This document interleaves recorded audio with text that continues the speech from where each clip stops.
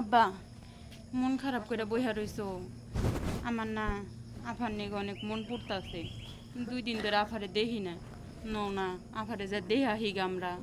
হ্যাঁ যাবো, আমারও ভালো লাগতেছে না, ন মনটা সটবট সটবট করতেছে। সারাদিন 2 বোনে কত মজা করছি, আর এখন 2টা দিন ধরে আমি বোনেরে দেখি না। আর তাছাড়া এমনিতেও তো আজকে ফিরানির দিন, আনতেই যাওয়ার লাগবো। নাও যাই হ্যাঁ আমরা। বসই। আব্বা আমারে বিয়া দিছো, আমারে বাইতে বাইর করে দিছে। কেরা আরেকটা বিয়া বলে করব। কেরা কইছে এই কথা? আমার স্বামী আর এই যে শাশুড়ি। আমি তোরে তোরে করে জমা জমি সবকিছু বন্ধক রাখছি, জমি বিক্রি করছি, ধান বিক্রি করছি, গরু বাছুর যা ছিল সবকিছু বিক্রি করছি।